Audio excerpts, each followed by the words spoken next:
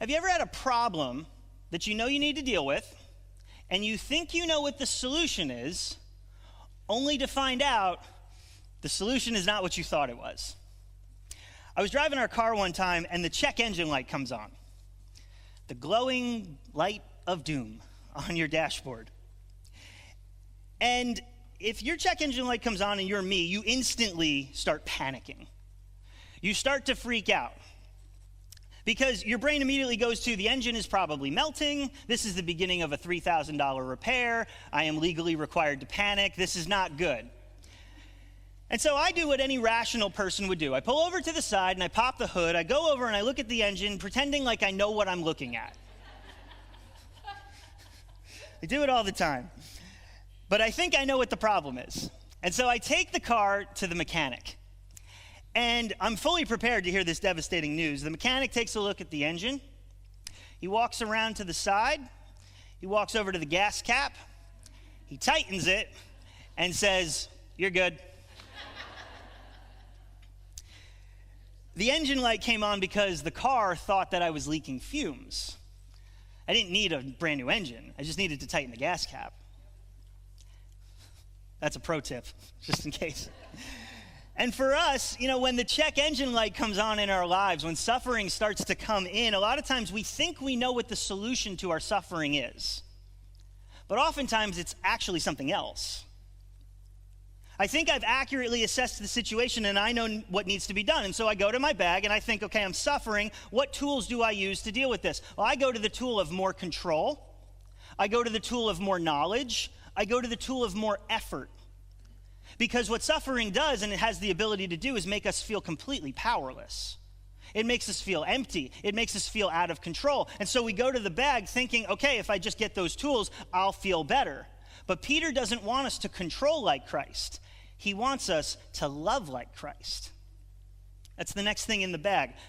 Love like Christ. He says, hey, pay attention, focus, be sober-minded. Above everything else, love each other deeply because love covers a multitude of sins. Now, maybe you're familiar with that verse. I've been in church. I've heard it all my life. I've heard it used as a free pass for a lot of things. But Peter isn't saying just love each other no matter what happens to you. And before we can address the multitude of sins, we have to address why above all. It says, above all, love each other deeply. Why is that the most important thing? I'm suffering. I'm going through it. Why is it not endure? Why is faith not the most important thing? Why is prayer, Bible studies, fasting, all of those things are good and they're important and you should do them. Why is love the most important thing to have in our bag? Well, when suffering comes and things become more difficult and challenging, the world around us starts to look very different. It starts to look hostile. It starts to look evil. It starts to look vengeful. And don't get me wrong, the world is not a nice place at times. But what suffering does is it offers us a lens to look at the world and other people through.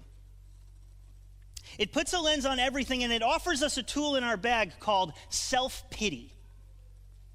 It says, you're going through it right now, you can turn inward. You're suffering, you can be exclusive. You can be picky. You can talk about that person. You can get bitter. It's totally fine because you're suffering. Suffering allows it does something in our hearts. It can stir up division, it can stir up hatred, retaliation. It even causes us to become skeptical and cynical of the world around us and of other people. But love is the antidote to all of that. Love forgives and restores. Love absorbs offense. Love builds unity. According to 1 Corinthians 13, as we hear at every wedding, it protects, it trusts, it hopes, it endures, it perseveres, it sustains during hard times. And so when Peter tells us that above everything else, love each other deeply, it's in the context that if we do this, it's going to combat the tendency of our heart when we're suffering. He says love covers a multitude of sins. That's not about covering up issues and looking the other way in unhealthy fashions. It's about choosing grace over bitterness when we're suffering.